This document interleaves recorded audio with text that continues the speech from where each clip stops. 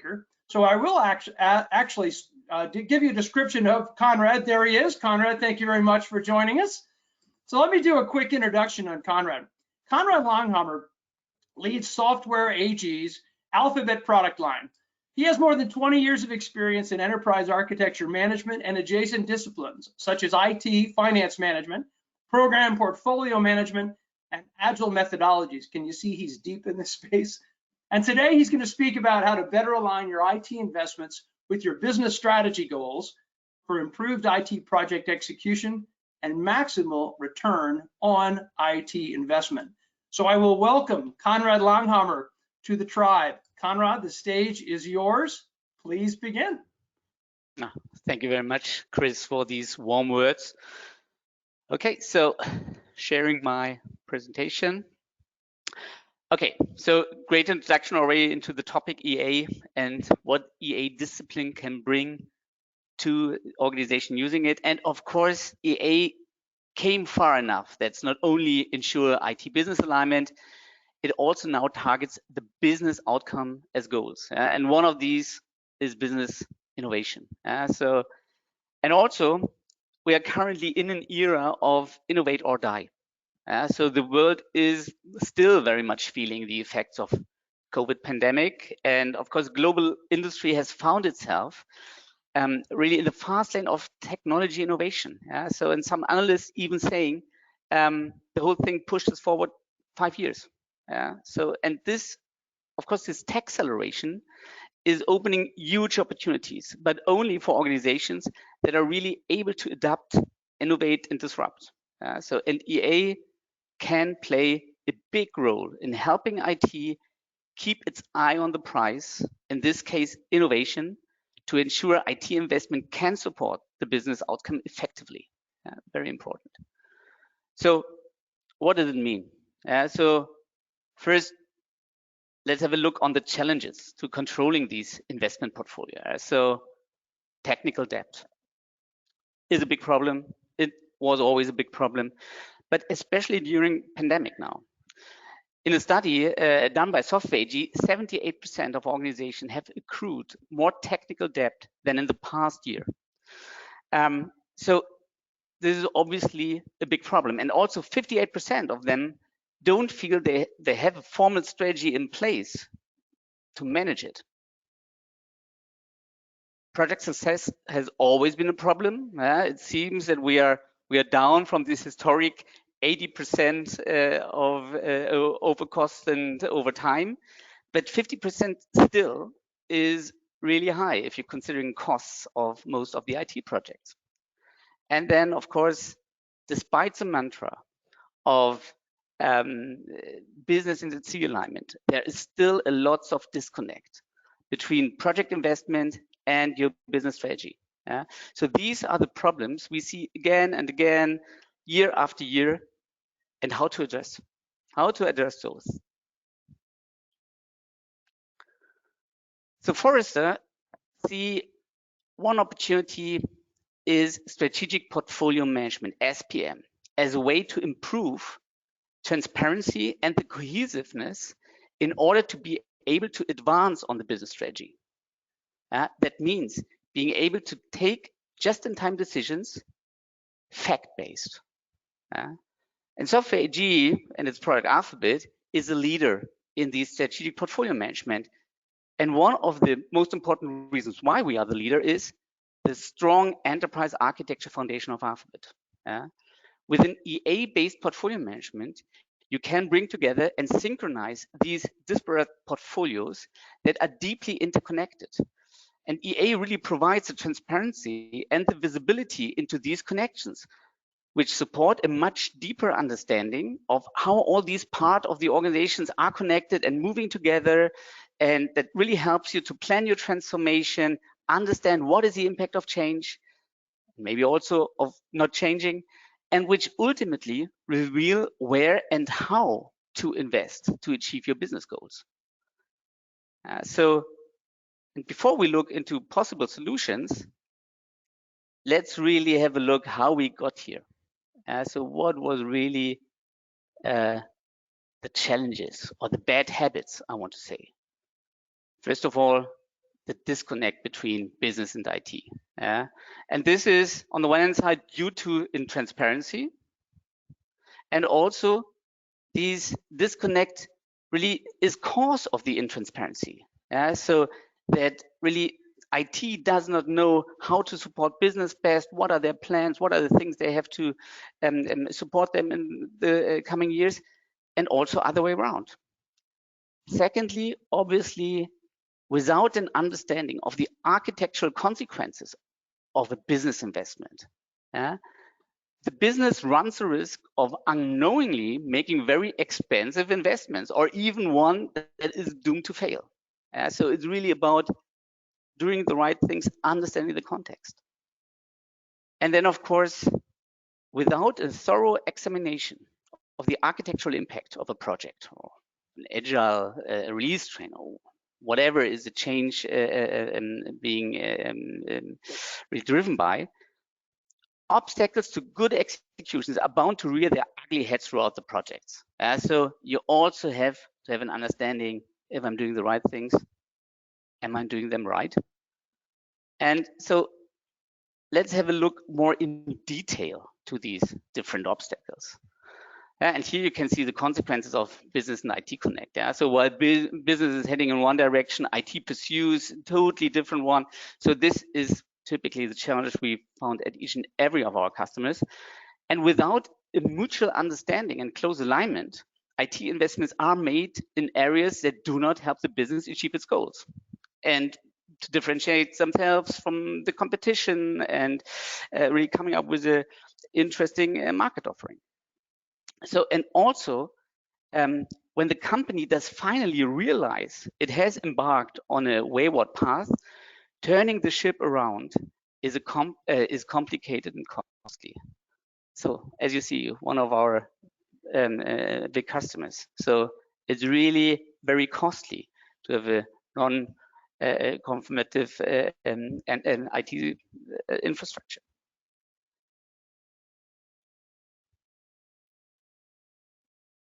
Then, of course, next thing is no understanding of the architectural consequences of a business investment decision. So, and this, of course, is not only hindering business strategy from leveraging maximal IT potential for good digital products and services, it often hinders business strategy from being realized at all. So you have to have an understanding, what does it mean? So what is that really the investment I'm doing? What are the consequences? And really EA can be the driver for this digital business solution if it has the capabilities to understand where and how to best shape the IT investment portfolio. So I need really the right insight. I need the right platform for being able to estimate these consequences. And also, one of our customers, they really use their EA tool really to compare their as-is environment, and also map that to the senior management strategy. So really being able to identify and close the gaps in their strategic goals and really understand where to invest. So where really is the money going to? And then, of course, inadequate due diligence. So having then selected certain things you want to pursue without having an understanding, or just a limited understanding about the landscape I have to change for achieving that, really brings you in a bad situation. So you really need to know, what does the application landscape look like? What are the technology standards I have? What are the rules and regulations within that area that I have to abide? So these are all crucial. So, and of course, not stopping here. So what's already going on? Like in-flight change programs already underway. So because I should look at what's looking now, I have to understand, what will the landscape look like when I have to deliver drops of my architecture? And often these planning happen in silos. So even if you have excellence in these silos, this means you exclude relevant stakeholders that make it mostly impossible to harvest the full ROI of investments. So Is a stopgap approach then enough? No. Typically, in desperation, and maybe just because of ignorance, too many people look then for opportunities or solution in the wrong places, leading to outcomes that won't advance the innovation strategy. So typical things is too little investment in the right places, and they typically coming from the wrong approaches in investing many or even random projects at a level too superficial to deliver effective business solutions, or hedging the bets, investing in too many projects and thus spreading the investment budget too thin. But also, IT sometimes take a backseat in investment decisions, tolerating of directives from business and finance with no architectural guidance or investment decisions, or they responding just to pressure from business areas that have the loudest voice, or maybe also the deepest pockets, and not planning and managing these IT investments in the context of the overall business strategy. So really understanding what would be most important for the overall organization, for the overall strategy. And then very often, this also is then materializing in misplaced priorities. So IT then is shooting for efficiency gains. So delivering the same services with less, and just to prove the value of IT, instead of focusing on business outcomes. So putting then effectiveness over efficiency, and effectiveness in terms of generating revenues and gaining market share, which is then of course much more important and really drives these innovation.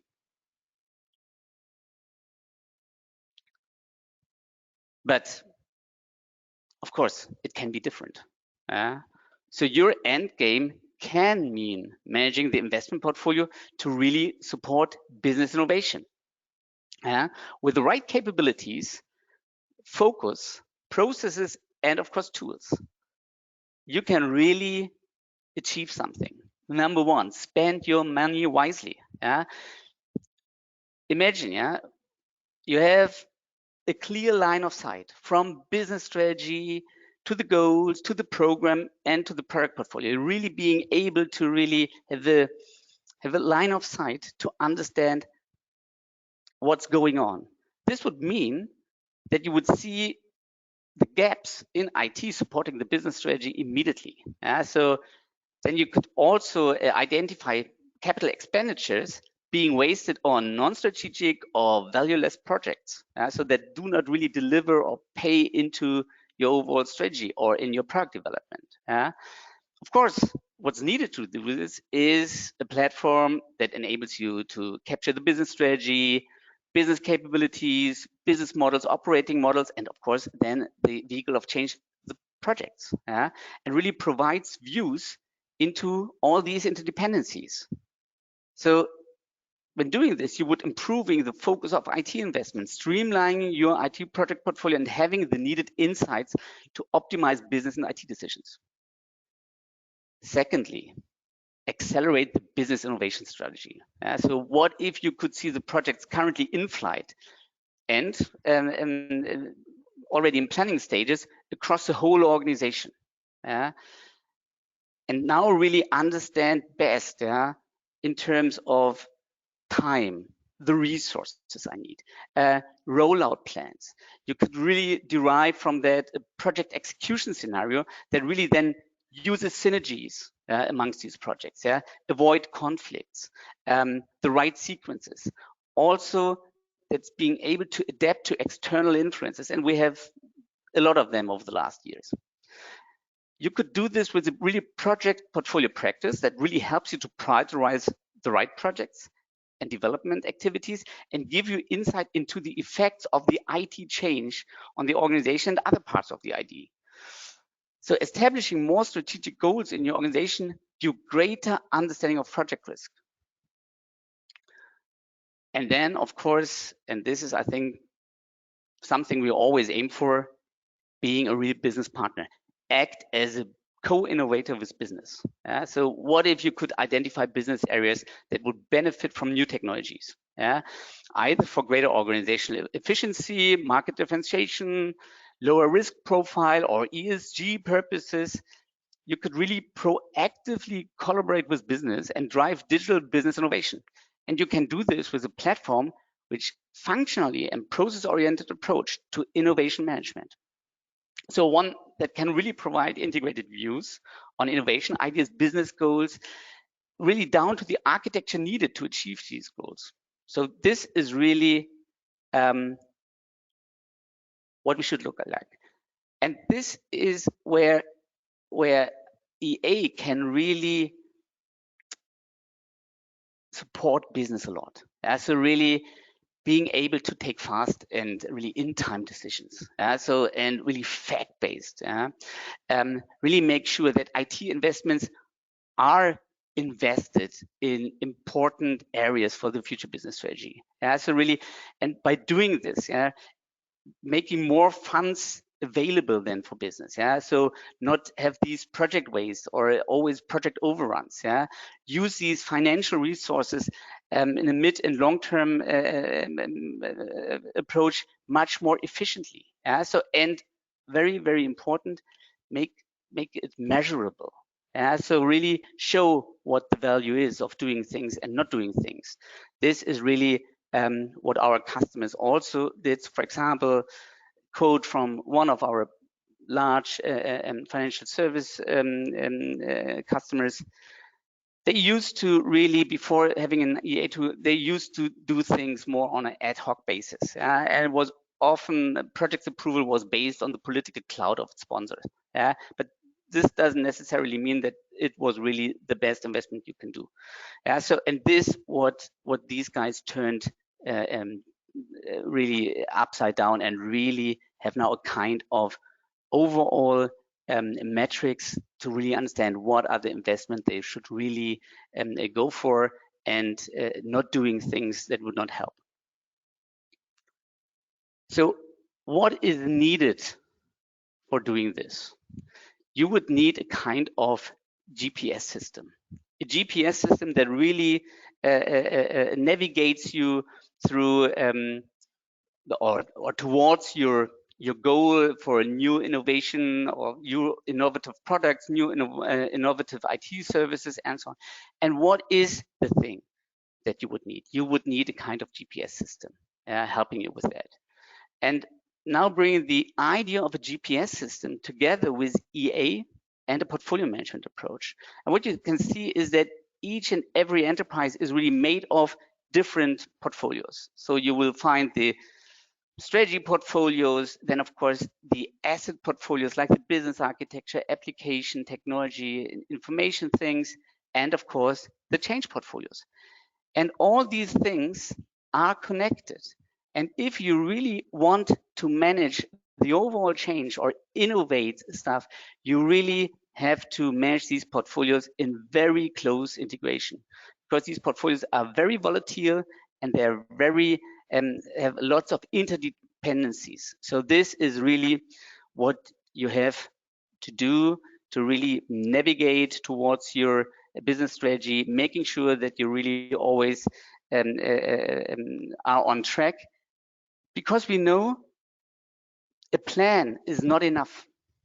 Now planning is everything. So the acceleration is already underway. So it does not go away. So just plan will not help you. So you always have to be in a situation where you can adjust plans, where you can plan new reacting on external factors, as we see now, even with Ukraine thing. So we can expect now things to come. So how to adapt best. And what you see, all these things are connected, as Chris already mentioned. You have to have an understanding about the business architecture, applications, but also about APIs, data, and so on, and then really making this a living thing. So what does it mean if I now really want to drive a good investment portfolio discipline? So really being able to innovate my IT services and even my IT products. I need it in a kind of process-driven way, which also then comprises different stakeholders, because they're not all located in IT. Of course, we also talk to the EPM, so Enterprise Portfolio Management Office, also. So PPM guys, even to a CFO, to the business lines, that's very important. So first of all, beginning of this process is, of course, you have to capture your business strategy. So to some certain level of detail. So really meaning making it tangible, coming up with a strategy, deduct from that strategy, breaking it down into goals and objectives you want to meet, and then ultimately really coming up with IT initiatives that maybe are important to do in this. Then obviously, next thing is you have to have a context. What does it mean? So if I want to really support these business strategy, what are the things I have to change? What are the things I have to bring in new? What are the things maybe that's already obsolete now and I should really retire?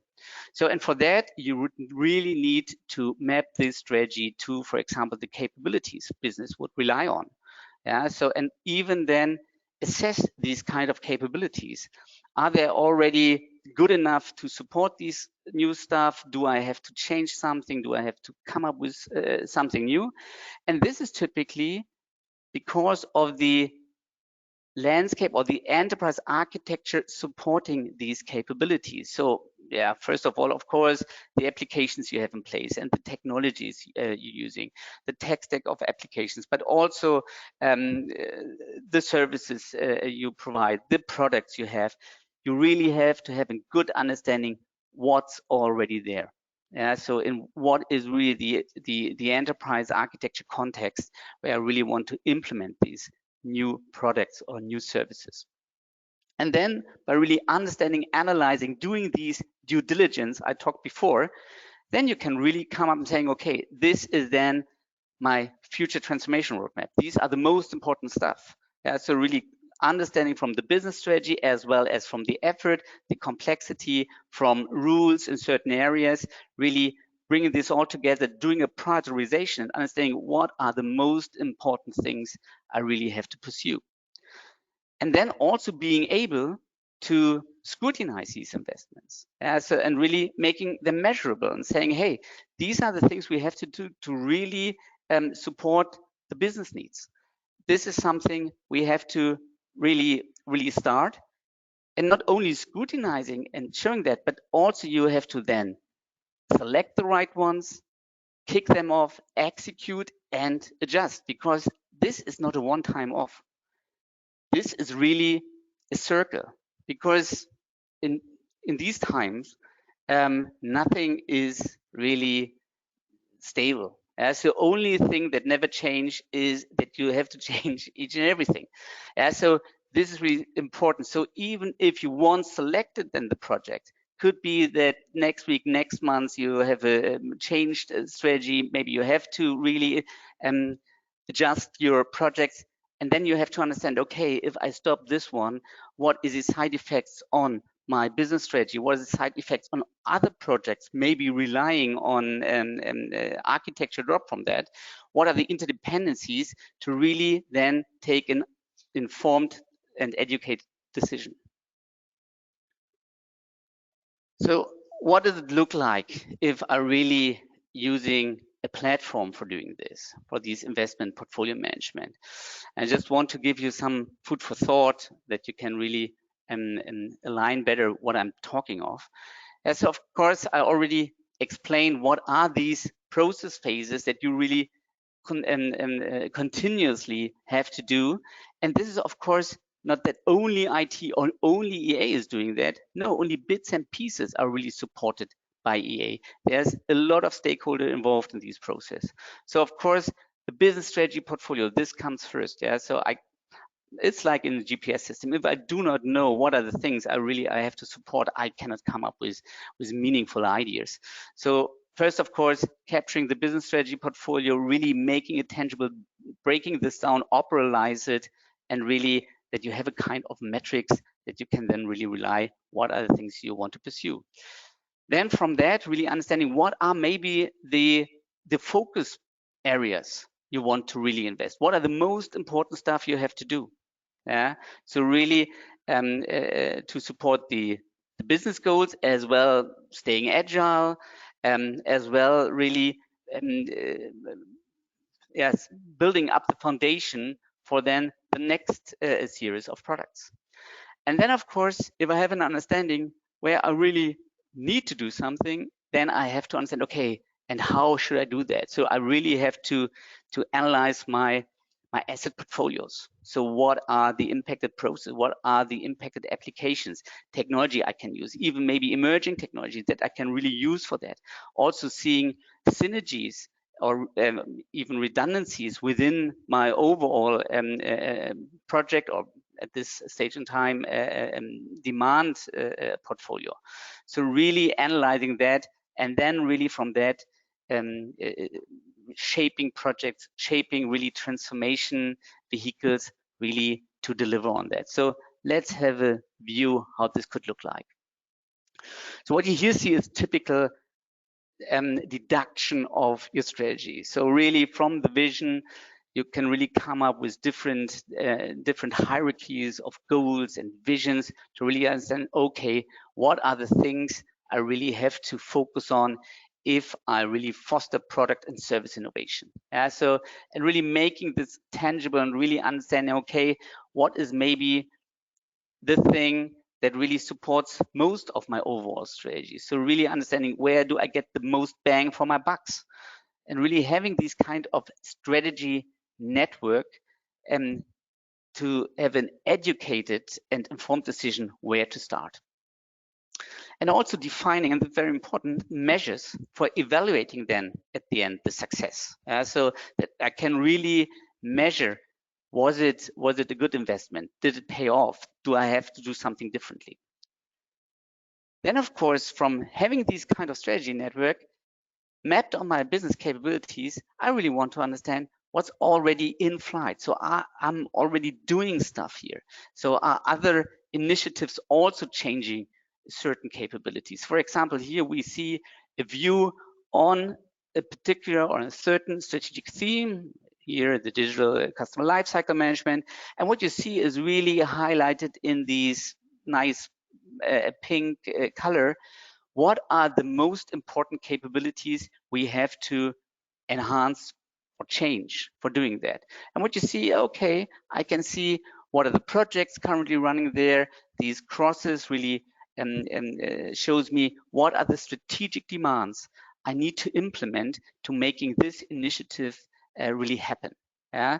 So, and therefore I can of course see what I'm already aligned to that initiative, but I also see, hey, what are the things I'm also funding which have no or just less impact on that. So for example, seeing, hey, there are some projects really that are labeled underneath that initiative that do not add any value for that. So absolutely something I can carve out, or I have to understand maybe they can do something differently, but obviously they're not helping me in that investment. So something I can really think about if I want to stop it maybe.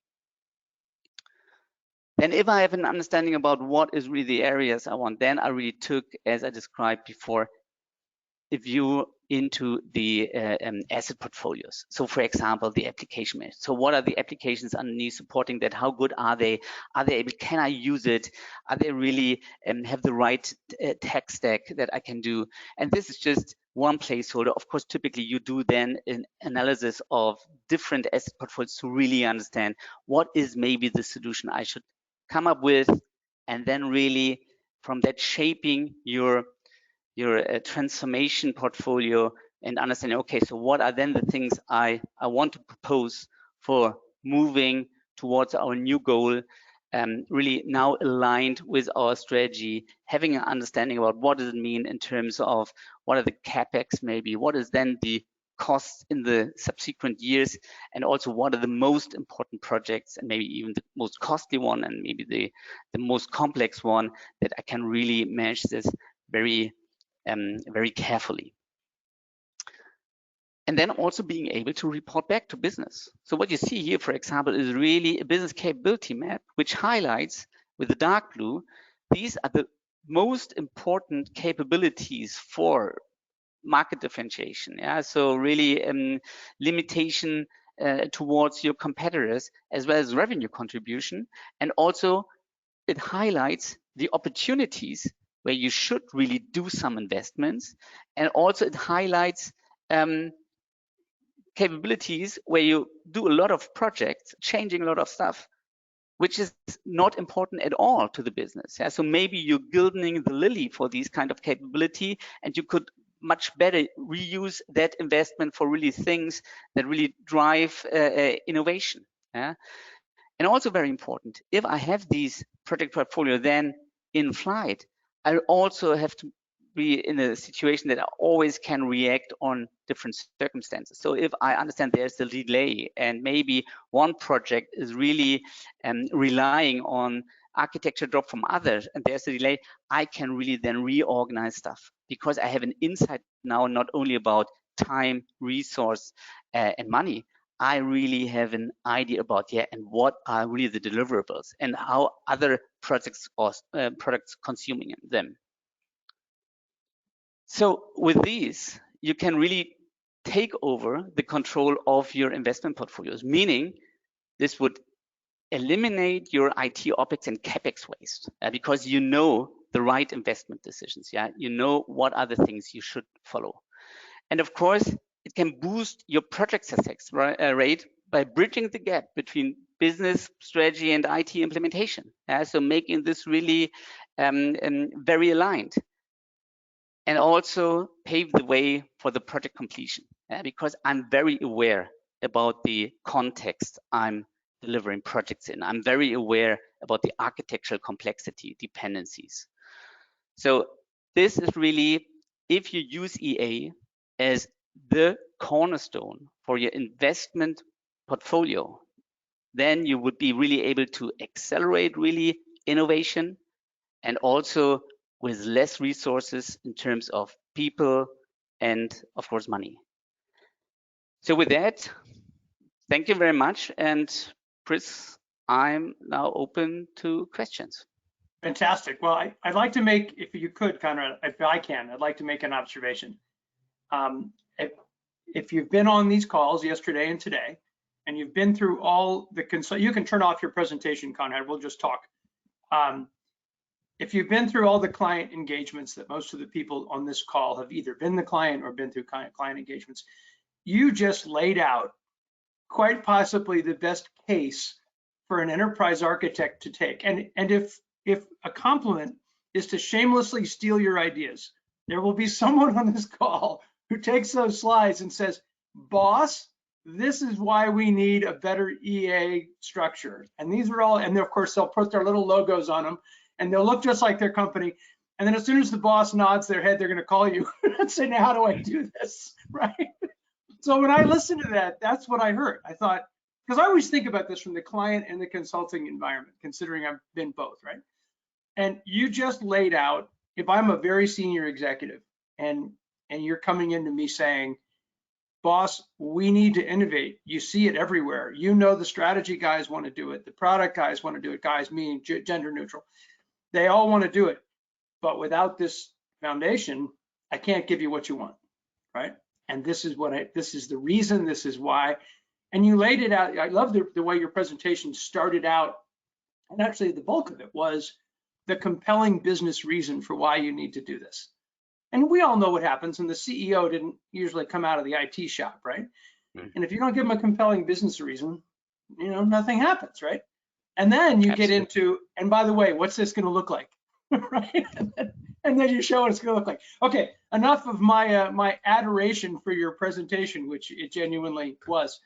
I'm going to attend all these things. This is fantastic to get all this. All right, so I got a couple questions for you. And this is, I think the one question that always comes out, Richard is asking, Richard Jenkins, you'll get the slides at the end of the presentation if you're listening to me. I mean, you'll have access to this at the end of the presentation when it's over. That's funny. Guess who's going to use your slides to present this to his boss? Right. That's fantastic. So there seems to be, when I'm listening to this, you're saying, wow, there's a lot of data that needs to be collected and reports, and how do you go about bringing all that stuff together? Because it's really pretty when it's up on the report, but on the screen, how do you bring all that stuff together? Okay, so I think very, very important question. So I think this is really, so and always be very pragmatic. So number one, yes, it's a lot of data, especially if we include all these different stakeholders, and this is necessary. So you need just more than an EA architect. You need the different stakeholders from business and from IT, and really you need a kind of collaboration platform or tool, I can say, where they all see their view on these different stuff. So, and of course, this means data, but this is not a big bang. So you really start what is most important to really make this happen. The GPS really steering towards your business strategy. And so really, what are the most important questions you have to answer for your senior management, for the different stakeholders, and start there first.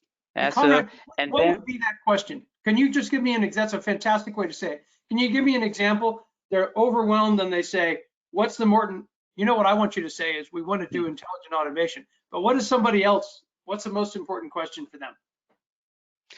So for example, so what is really the project that really deserves priority? So typical thing in innovation is, yeah, I have different business lines. They all come up saying, hey, this is so important. We have to do it. Great business cases and so on. So great. And right. By the way, we can found it, and we already have selected a solution. So and then somebody would say, yeah, how can I really compare these? How can I really understand?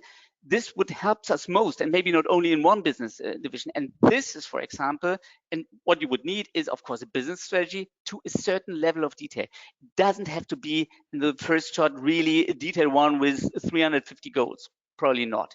And really linking that then to a kind of framework that really helps you to compare stuff. Business capability map, for example, really understanding where business can talk with IT people and really understand, okay, what is important, where to invest. And this then can really benefit to more than just one unit or one product and so on. So this is, for example, number one. If you really want to drive your portfolio management, and there's a lot of PPM solutions there, you have to have an understanding about the content. So what are these things? What are they really doing? And not only by just saying, hey, it's supporting the most important stuff or cost cutting or whatever. So this would typically something we will start first. Of course, even for that, you need information to some level of detail. And also, I do not want to redocument stuff that's already captured in other things. So what you need is a platform that is open really to integrate in already existing data sources. Yeah, for example, CMDBs or Jira or whatever. So all these different kind of things, Azure DevOps. So all where these bits and pieces are already captured, bringing that and making it comparable. Yeah, and also being able then to bring it back and where people really discuss, like the confluences, the Slacks, so all these kind of stuff. So this is really important. And then start with pragmatic use cases, show the benefits, making it really visible for the people that is value in, and then start with the next stakeholder and the next use case, and really make this a growing thing. And you will see that then organizations, that people are not saying, hey, go away with that tool, so EA is the no police. No, they will, hey, can we really have access to that? This is really a treasure. This would help us so much. So really changing the game. So not putting a governance on them, really dragging them in. Yeah, I'm thinking that is you almost said, but you really did. You just didn't use these words. You know, it's all about the people and winning over what they want to do. But the tool and the approach gets you to focus on, look, this is why this is a critical project.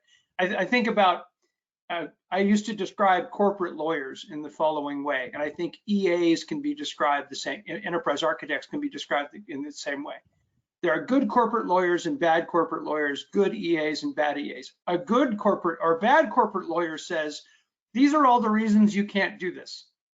And a good corporate lawyer says, let's figure out how you can do this, right? Absolutely. I think it's the same thing for an EA, right? Absolutely.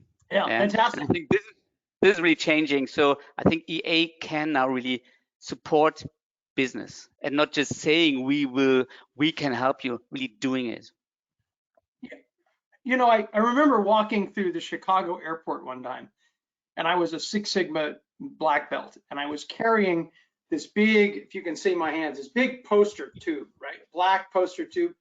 And inside this big black poster tube was a layout of all the stuff we had re-engineered this whole process for the business, right? And I sort of felt a little bit like Frank Lloyd Wright carrying plans for a new building. And I think of EAs that same way. You don't have to go through airports carrying big tubes, obviously, it's on your laptop. But it really, you are the supporting infrastructure, which leads me to my next question, and that came through as well. So let's say somebody's enterprise architecture situation is a mess right now. It's kind of ad hoc. They've kind of made it through because they've got big enough margins to support the business or whatever, and they suddenly realize now they have to get an enterprise architecture function established and stabilized and some kind of governance put in place. How long, I know I'm not talking about 5 million people, but how long do you think it would take to get somebody kind of going in that way so they can start to get traction? So I think, yeah, so also very relevant question. So this obviously depends on the maturity and how much data is there, but also what is the appetite? So what are all the things I want to do? So you can always, you can really build up an enterprise function and never ending in that, because you're really going into all the bits and pieces and so on. But typically the way you set it up, this could really start with a few weeks.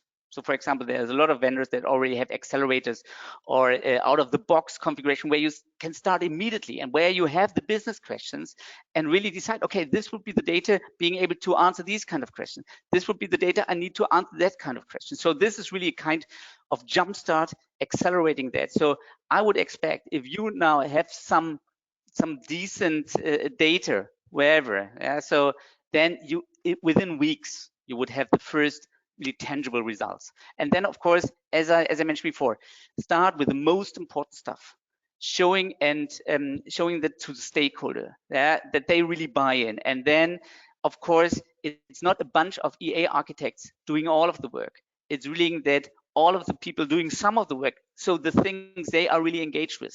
So, and this is really then the hidden secret. So I would expect something between a month.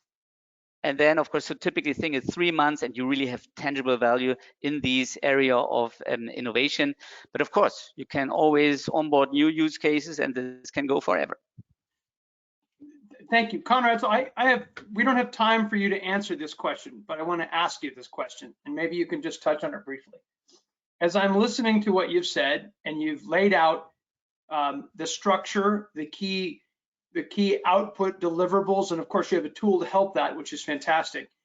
I'm thinking there are a lot of best practices, best practice is a risky term. How about things that work and things that don't, right?